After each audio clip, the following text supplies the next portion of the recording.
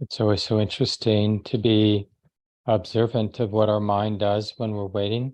And there's so many relatively wholesome things we can pay attention to.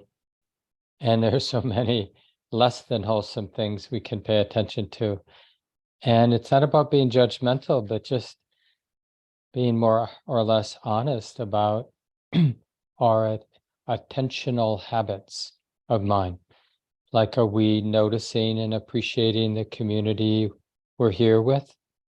Or are we wondering what's taking so long and why aren't we getting started? Or, yeah, it's just so interesting if we're planting seeds for impatience, planting seeds for kindness and friendliness, or planting seeds for calm and peacefulness, or for agitation. And it's this way, we just start to take responsibility for our own heart and mind. So welcome everyone. It's nice to be with you. As you can see, I'm not in Minneapolis today at the city center. I'm out in the suburbs of Philadelphia with my partner, Win Fricke, and we're taking care of Win's mother for the week. But it's nice to be able to join you. I know some of you are in person at Common Ground City Center in Minneapolis, and many of you are just online, scattered about. But as you often, those of you who've come know that we do this well-known chant. It's really a teaching from the Buddha, how the Buddha suggested we cultivate the four divine abodes of loving kindness, compassion, gladness or appreciative joy, and equanimity, these four divine abodes as they're called. So if you just joined in, once again, I'll paste that there in the chat. You can open it up. And let's do this chant together. Sometimes we call it suffusion with the divine abidings. Sometimes just in a more short way, the 4 quarters chant. So now let us make the 4 boundless qualities shine forth. I will abide, pervading 1 quarter, with a mind imbued with loving kindness. Likewise the 2nd, likewise the 3rd, likewise the 4th, so above and below, around and everywhere, and to all as to myself, I will abide, pervading the all-encompassing world, with a mind imbued with loving kindness, abundant, exalted, immeasurable, without hostility, and without ill will. I will abide, pervading 1 quarter, with a mind imbued with compassion. Likewise the 2nd, likewise the 3rd, likewise the 4th, so above and below, around and everywhere, and to all as to myself, I will abide, pervading the all-encompassing world, with a mind imbued with compassion, abundant, exalted, immeasurable, without hostility, and without ill will. I will abide, pervading 1 quarter, with a mind imbued with gladness. Likewise the 2nd, likewise the 3rd, likewise the 4th, so above and below, around and everywhere, and to all as to myself, I will abide, pervading the all-encompassing world, with a mind imbued with gladness, abundant, exalted, immeasurable, without hostility and without ill will.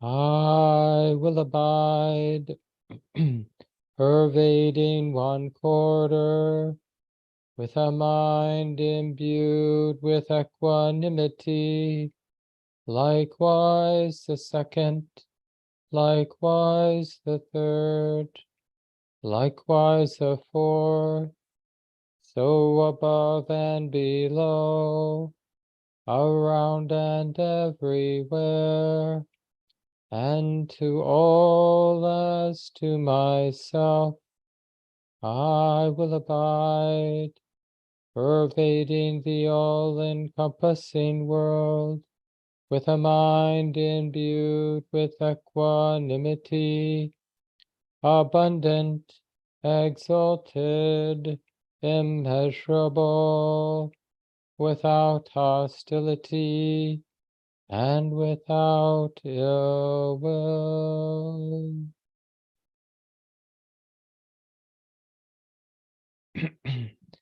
And we take our time, we settle into an upright, comfortable, relatively still sitting posture for the meditation time. Just do the best you can and let that be good enough.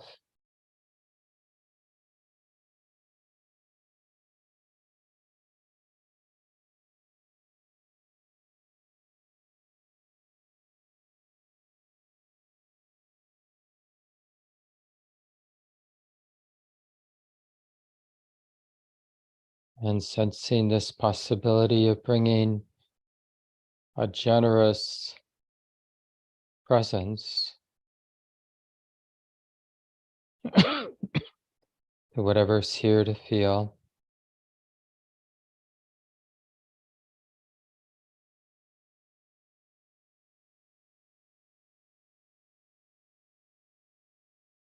And we experiment not being afraid to connect, to be open and receptive,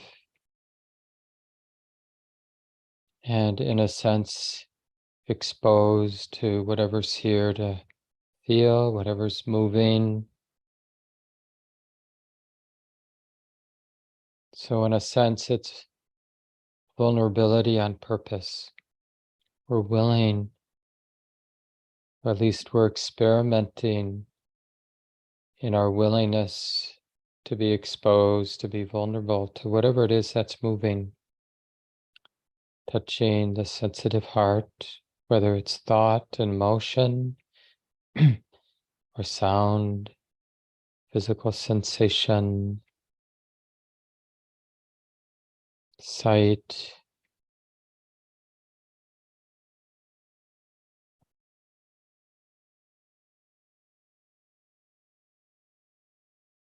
Is it safe to relax? Is it safe to soften? Can it be safe to be receptive and simply allow experience to come and go, whether it's subtle or intense, pleasant or unpleasant?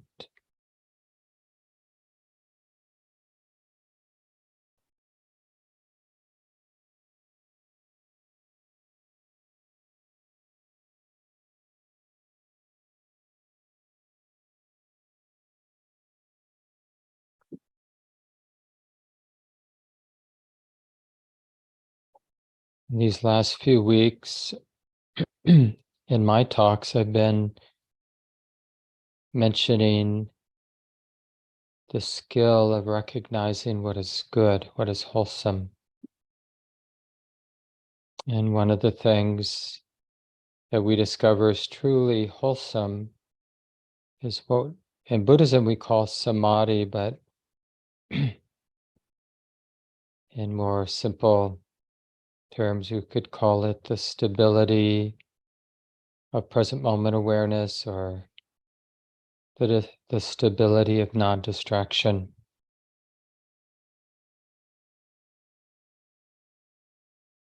So in your own heart, your own experience, just see if you can appreciate, recognize the good of this non-distractedness to whatever degree it's present now. We're valuing presence or non-distractedness, this not forgetting the present moment, not forgetting to recognize the present moment, what's being known,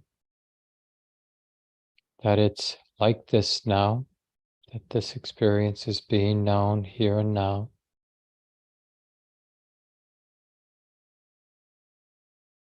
And if nothing else, for this 30-minute sitting period, deepening this sense that non-distraction, this mindful awareness, is wholesome, it's good, in a way that can be directly sensed. And then, of course, on the other hand, distractedness, even what we might consider relatively harmless distractedness, thinking about lunch, even thinking about our practice is a kind of mild distractedness. But to notice that all distractedness, even the mild, seemingly harmless distractedness, is at least subtly disturbing, agitating for our mind and heart and body. And then the opposite way, non-distraction, has a quality of healing and settling, and it actually feels good in this subtle inner sense. And it's really useful to be able to sense the pleasure of non-distraction and the agitation, the disturbance of distraction.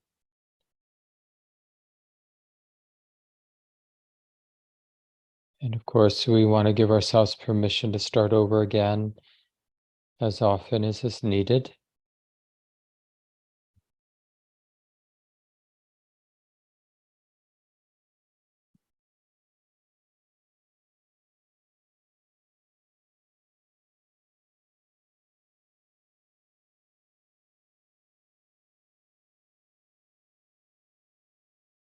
And it's less about controlling our experience and more about noticing when the mind is present, not distracted, and noticing distraction as it arises, as it ceases, and the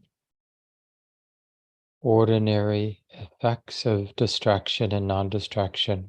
What do they set in motion in our heart? So let's continue now in silence.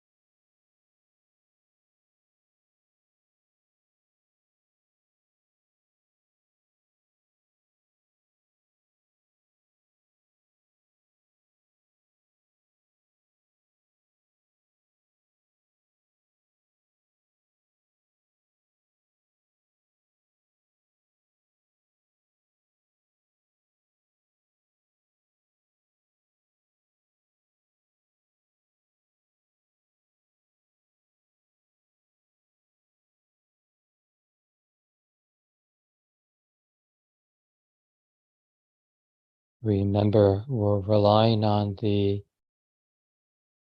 energy, the uplifting energy of being interested. So we're making the effort to be interested in the present moment, whether we're working with a specific anchor, like being aware of the sensations of breathing in and out, or just being aware of whatever's predominant moment by moment. But it's that effort to be open and interested that balances the tranquility that develops, so we don't just become sleepy.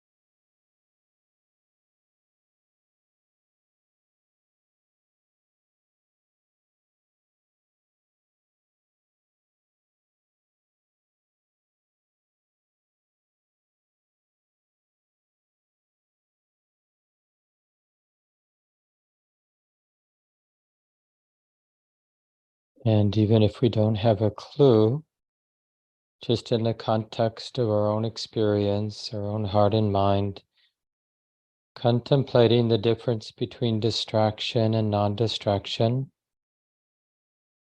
and especially being interested in periods of time, even if they're short, when there's some continuity of non-distraction, and getting a sense of what that's like.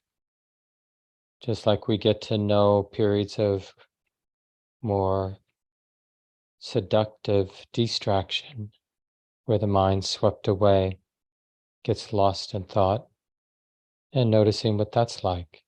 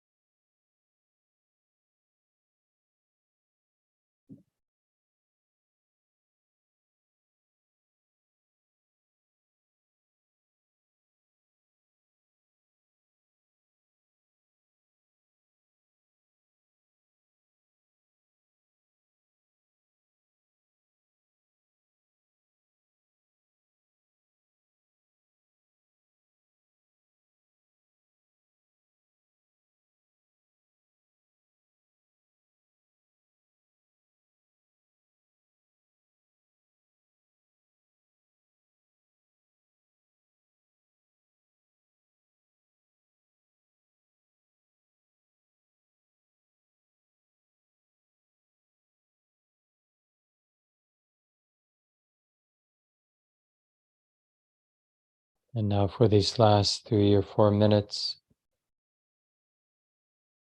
we'll do our best to get the sense of how effortless non-distraction can be.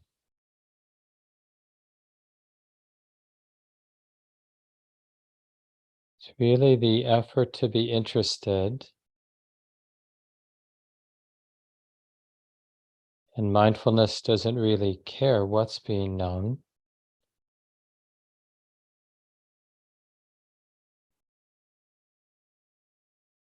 So what is the experience of non-distraction?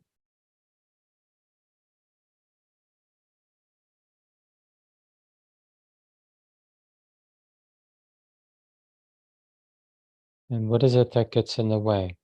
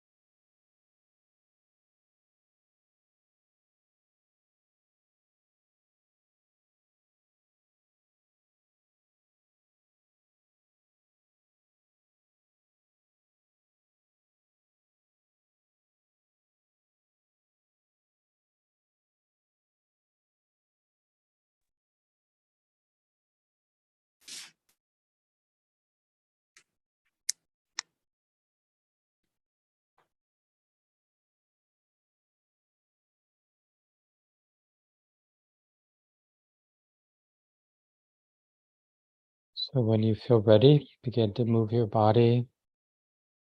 We'll finish our meditation time now. Stretch, adjust.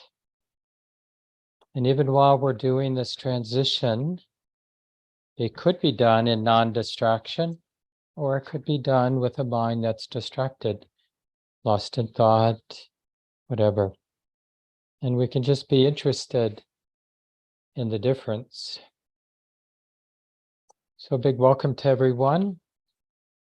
Anybody who's here for the first time, special welcome to you. My name's Mark Nunberg. I'm one of the guiding teachers at Common Ground Meditation Center in Minneapolis. And usually at the end of the month, I just take a moment to remind everyone how our community has been functioning these 30 years now. This is our 30th year. We began in 1993 when Fricke, my spouse, and I started the center back then. And we have this circle of generosity that has really sustained us all these years. And we don't have suggested donations, and we don't really do much, if any, fundraising. But we do ask everyone to come into relationship. But because everyone's situation is different, we can't tell people how to do that or what it's going to look like. Everybody has to figure it out for themselves. And the way we figure that out is, I don't know if people were listening last week, but in this series of talks on recognizing the good, this is the third of those talks today. Last week, I talked about one of the things that we can recognize in our life that is truly good, and it's truly good to recognize this thing that's truly good, is what we could call moral sensitivity.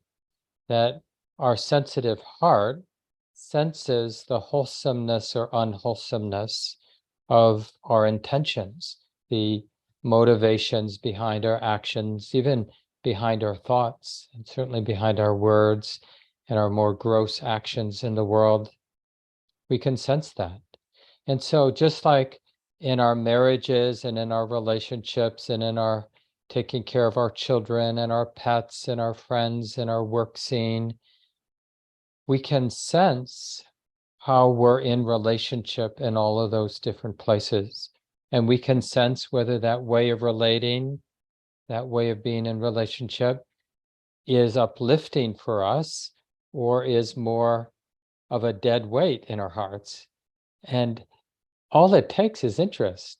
Like, how does this relationship or how does this way of relating feel? What seeds or have I been planting, like in my relationship with my brother, or in my relationship with my friend, or in my relationship with my job, or in my relationship with a Buddhist meditation center that I'm part of? What does that relationship feel like? But we have to be interested enough to be wanting to sense, intuitively sense the health of that relationship, whether it is a source like of upliftment. It brings in some good energy in our life whenever we feel or think about that relationship, or whether it makes us cringe. Ooh, I'm giving too much, or I'm not giving enough, or I don't really care, or I care too much. It's out of balance in this way, it's out of balance in that way. And so each of us, in all of our relationships, we have to hone in on a beautiful, uplifting, balanced way of being in relationship with that particular place or person or institution or whatever it might be. So this is what we ask for people who are participating, whether you're listening later on the YouTube channel at Common Ground or downloading talks from Dharma Seed, from Common Ground Meditation Center, or here live in person at the City Center on Zoom with us. Yeah, just to be respectful of the relationship so that it is a real cause for happiness in your life, and not something you do kind of unconsciously, but you have a conscious relationship so you can sense whether it's in balance, sense whether it's supporting your life or not. And of course, if you have any questions about how to do that, just reach out to the office. We'll help you with any information that you might need, or there's more information, of course, on the website. And in the document that I've been putting in the chat, you can there's a link to the donate page if you're interested in contributing or getting more information about volunteering at the center. And of course, a lot's coming up, so we always encourage people who feel part of the community to get on the weekly email list. That's where we put everything out that's going to be happening and last minute changes. We have 4 guest speakers coming up this month, including Tim Burkett, the former head of the Minnesota Zen Center, who's just written a book. He'll be here on June 11th. And then Devin Haas, Insight Meditation teacher, will be speaking, I believe it's Friday, the 16th of June. Deb Ratner, a longtime colleague of mine, a wonderful teacher, will be teaching on Sunday morning this program on the 25th of June. And a longtime Common Ground teacher, Niels Heyman, who now lives in Australia, but he'll be coming in to the Twin Cities and teaching at the center on Thursday, the 29th. And I believe all 4 of those guest teachers will be on Zoom and in person at the city center. There will be an introduction class starting in June on the 6th, Tuesday, the 6th of June. Stacy McClendon and I will lead that 6-week class. And finally, the Buddhist Studies class this summer will be on the 5 faculties of faith or confidence, energy, mindfulness, samadhi, which I'll talk about today, and wisdom. It's an important map of our heart, the 5 faculties. And we'll be covering that June 12th through July 31st, 8 Mondays, and 7 at an optional sit at 7. And the program begins 7:30 and ends at 9 p.m. Central Time. And so I want to talk about, continue this general conversation that we've been having about how do we recognize the good? And I spoke 2 weeks, or I don't know, maybe it was 3 weeks ago now, about this just in our external environment, just recognizing happiness around us. Happy people, happy pets, beautiful, just beautiful moments of seeing the wind blow through the leaves of a tree. And just learning to appreciate, learning to touch into gratitude as a way of seeing the good. And this practice of recognizing the good is good in itself, right? It's a cause for upliftment or joy, good energy. But mostly we want to do it. We want to find ways to recognize what's good, to interrupt what would be considered an unhelpful, unskillful habit of being the mind, because of habit, overly focused, overly identified with seeing what is painful, seeing what is unskillful. And basically for us, for me, I notice, and I think I can speak for many of us, it's almost like the mind wants to keep collecting data that reinforces this view that everything sucks, that everything's difficult, that everything's bad. And it's not that there isn't some truth to that, but it just isn't the whole truth. So if your mind's out of balance in that way, then these talks that I've been giving on seeing or recognizing the good will be very important. So the first step I mentioned a couple of weeks ago is just learning to appreciate simple moments of happiness, the goodness in your own heart, the success and happiness of those around you. You see somebody enjoying a cup of coffee, there can be a simple moment of appreciation. Oh, there's some happiness there. Whatever that, ordinary happiness, whatever that is, may it continue, may it increase, may it never end. So we're making sure our mind is in balance and is recognizing ordinary, wholesome, pleasant moments of people's happiness.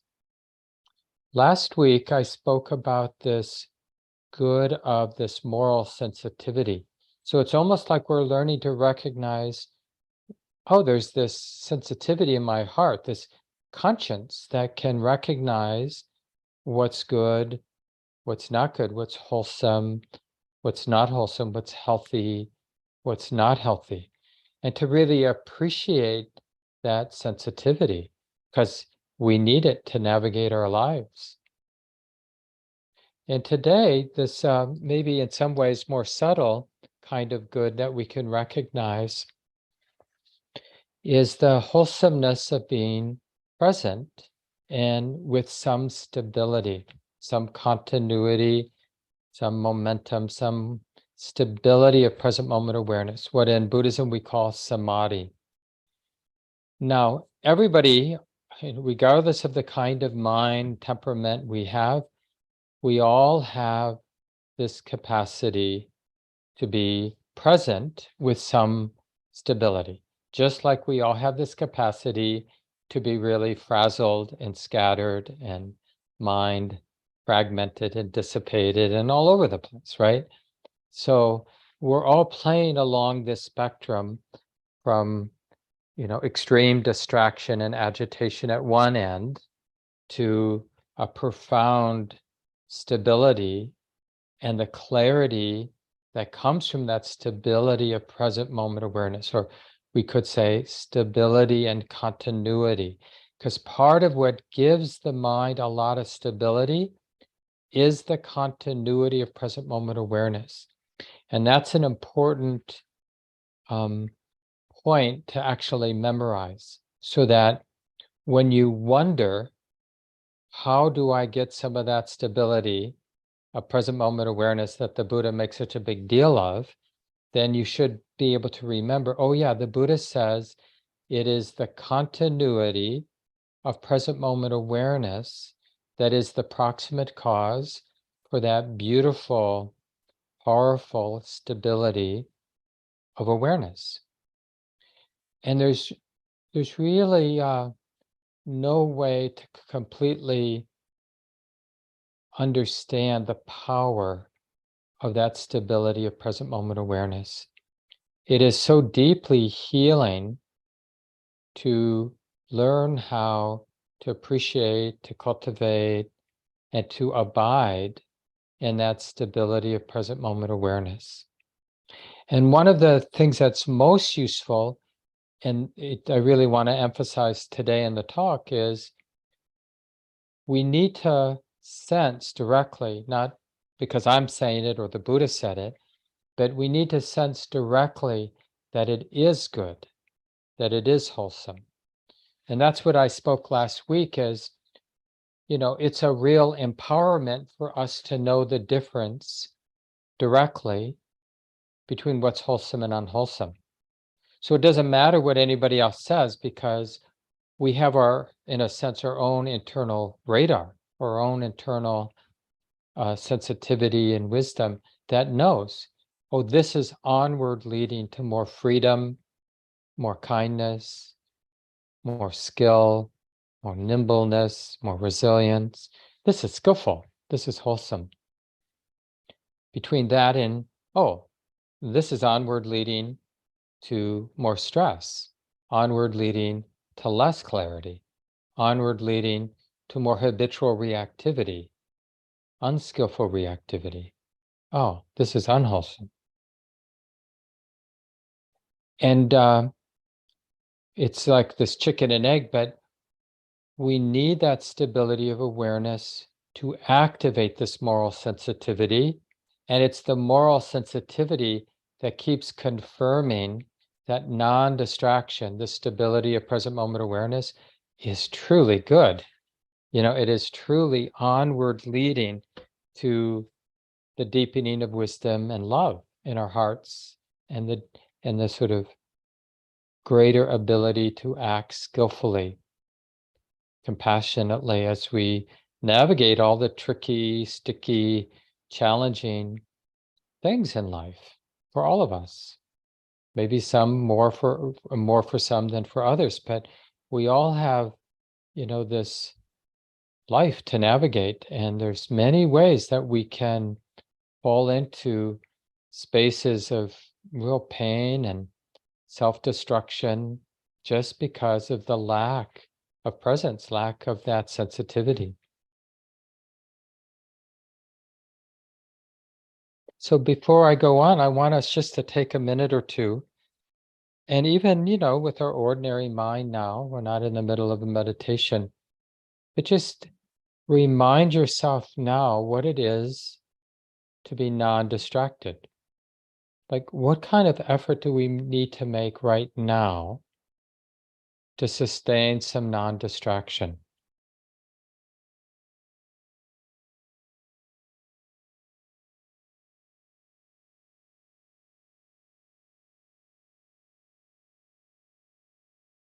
And notice that we can distract ourselves by trying too hard or trying hard in the wrong kind of way to be undistracted, right? We can get lost in the thoughts about how important it is to be undistracted, not distracted. But we can also lose that presence by being negligent, thinking, there's really nothing that's important about non-distraction.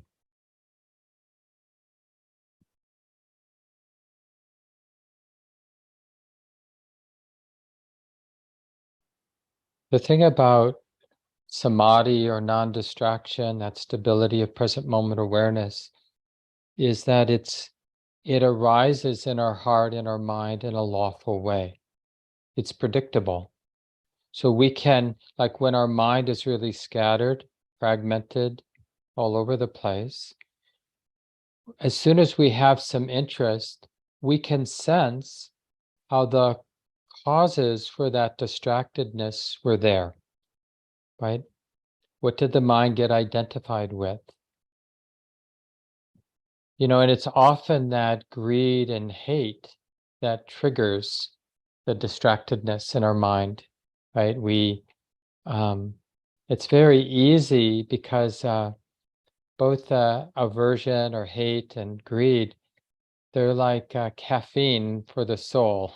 I think one of the teachers have said, maybe it was Gil Fronsdal, um, there's something really intoxicating about the energy of aversion or fear or hate, something really intoxicating about greed in the mind.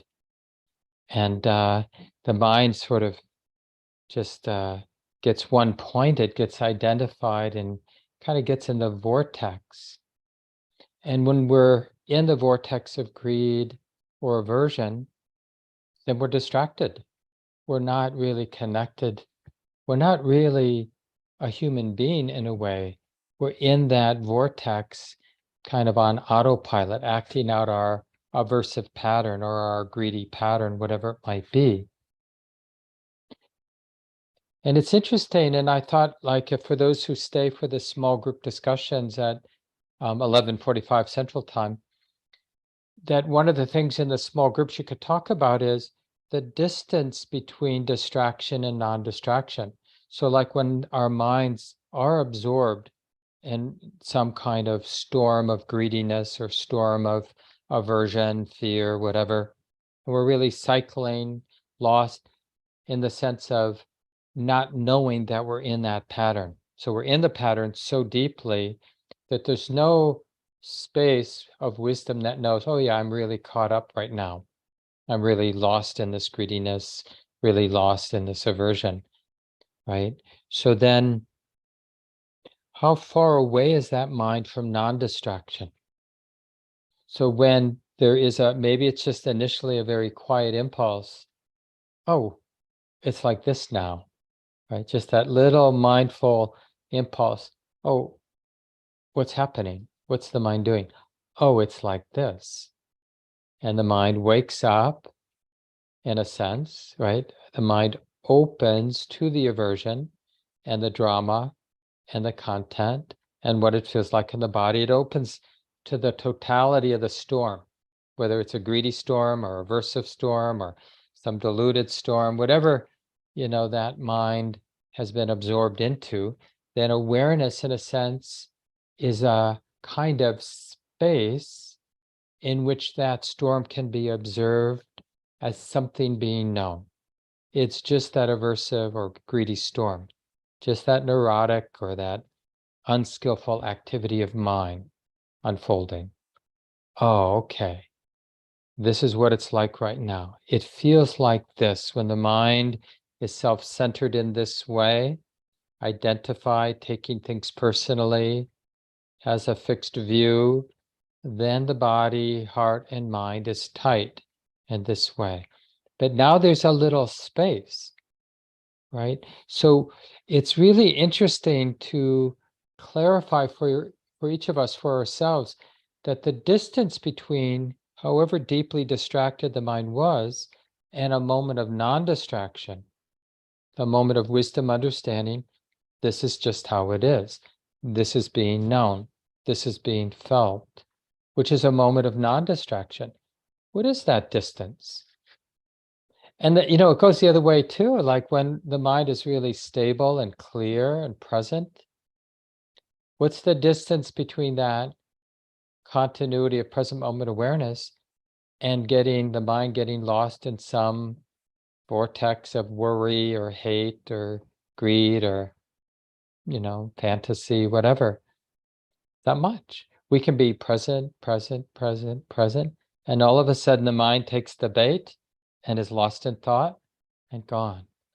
But it's really good for us in learning to appreciate presence and the stability of present moment awareness to realize how easy it is to be lost, but how easy it is to come back.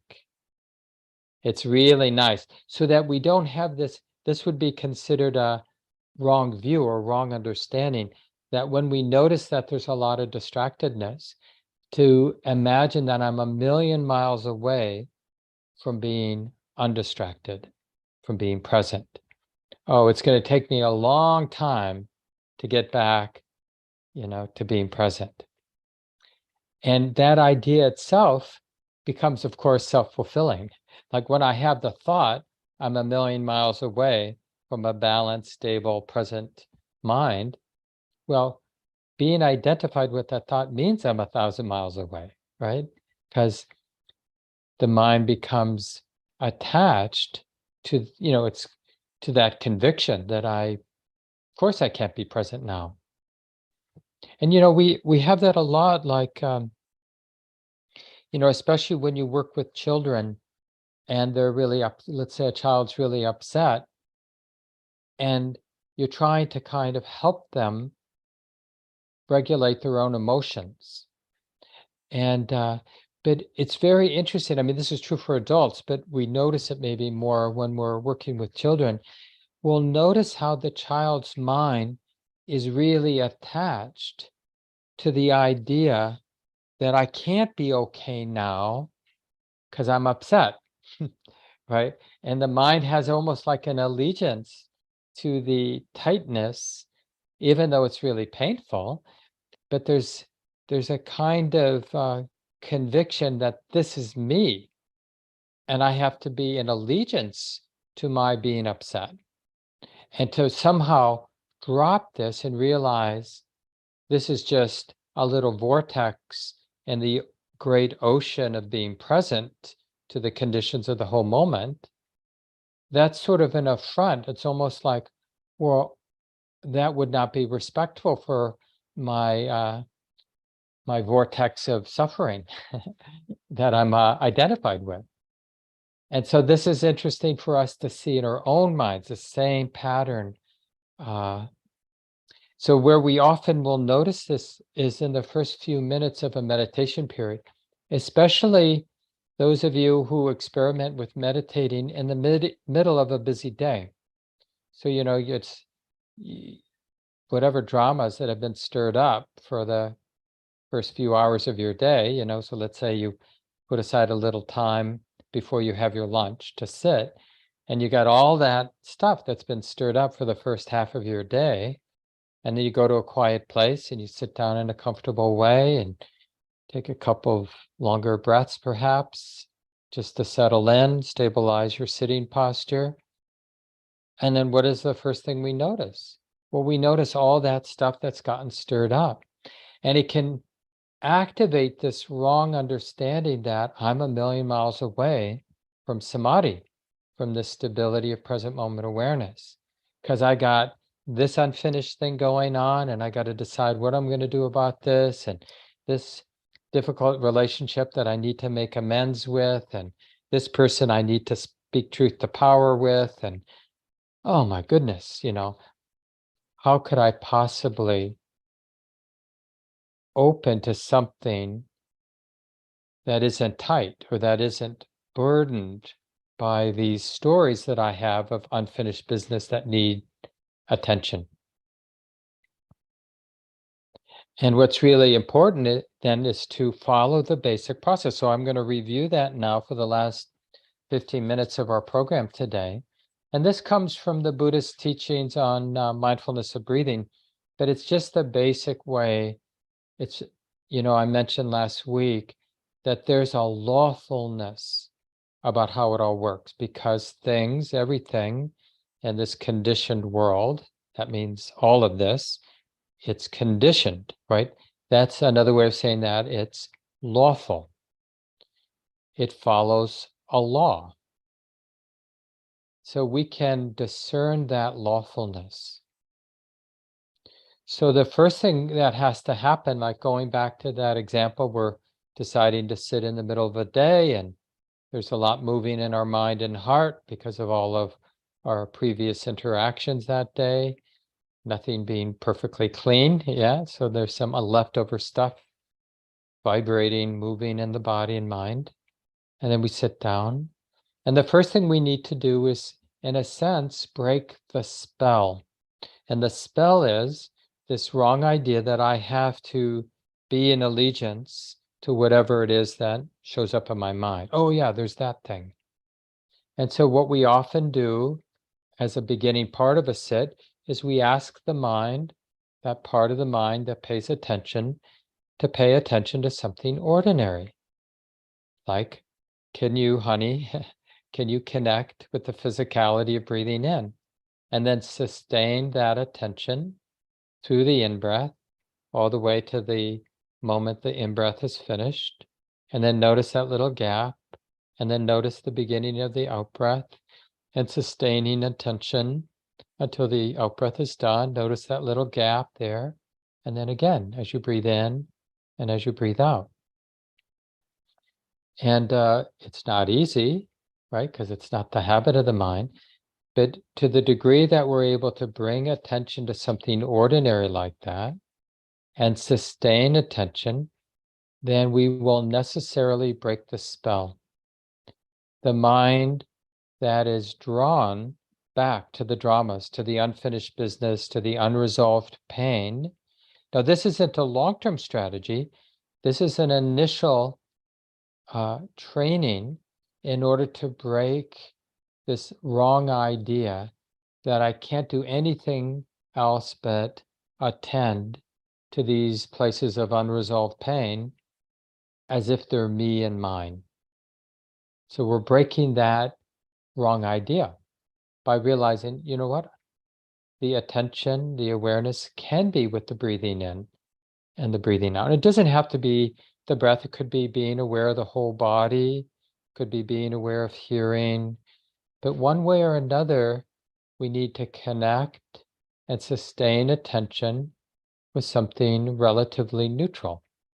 Could be just being aware of the visual experience, staring out at some trees, seeing is being known. And then the key is to sustain attention with what is simple and ordinary, and to keep realizing moment by moment, this is being known.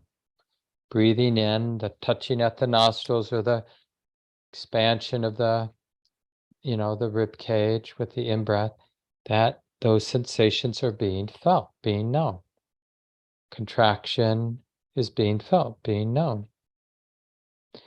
So that's the first step towards samadhi. We have to break the spell of whatever the mind is inclined to pay attention to by giving it something to pay attention to. And by paying attention to the neutral anchor, like experience of the body, embodiment. And then it has to drop whatever else it would be paying attention to. Then the next step when we break the spell is then to realize that present moment awareness is naturally inclusive. So even though, like what I've been talking about these last moments of using an anchor, now we're going to realize that I can be aware of breathing in and breathing out. I can be really attentive to all the sensations of breathing in and breathing out, but I don't have to close off the rest of the present moment experience. So the totality of the present moment is just there. Even though I might be attending to a meditation anchor in the forefront of my attention, we want to realize the whole body, the rest of physicality is right here as I'm breathing in and breathing out. And that's important because that more inclusive awareness,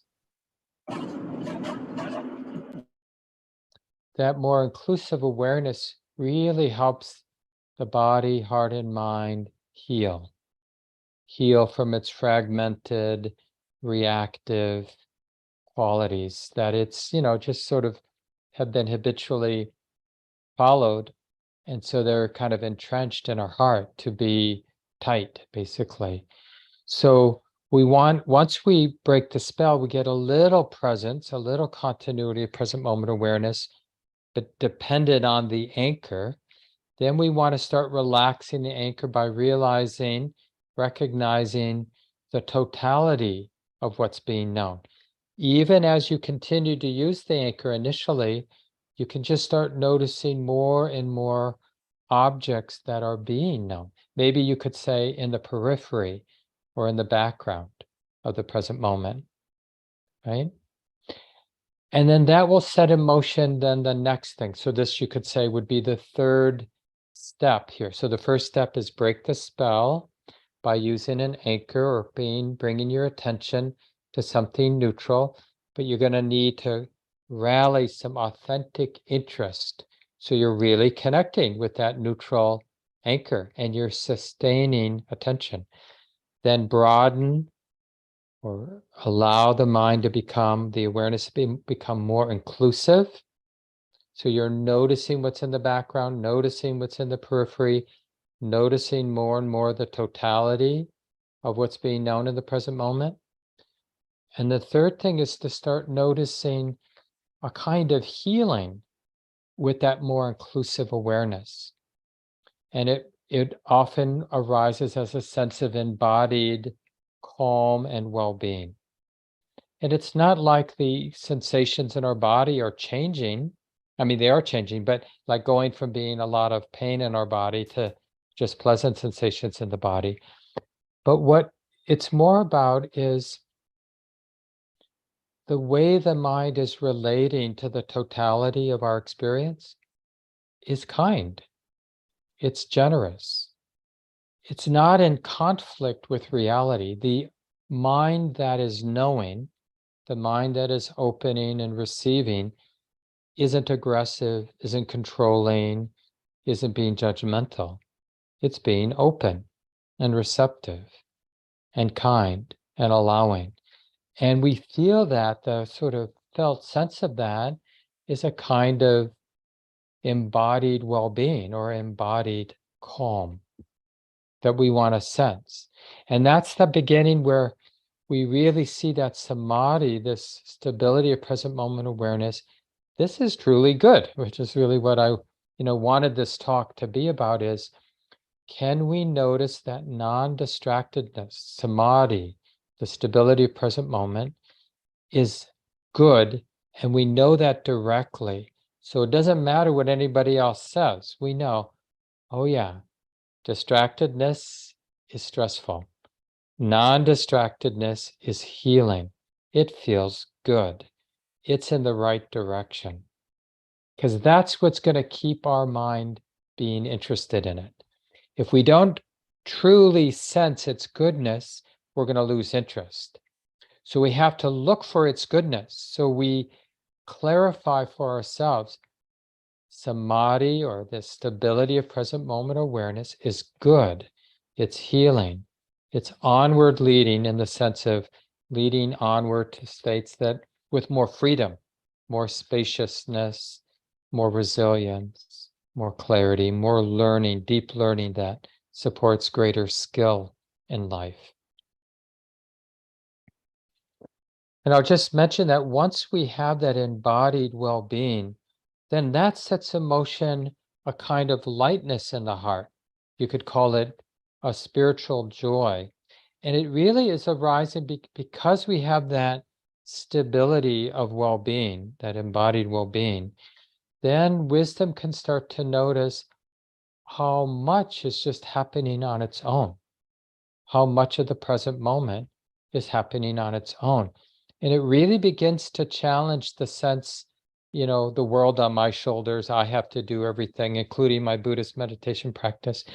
And more we see how it's all happening on its own. And it just encourages the heart to begin to trust and relax. And the initial flavor of that is what we call joy, joyful interest, or that buoyancy, lightness of heart. And it matures into a more resonant ease, contentedness, happiness of the heart. So those two flavors of joy and then ease, we really want to start to sense, because it really stabilizes then the present moment awareness. And then the next flavor is dispassion, where the heart is really willing to let things be.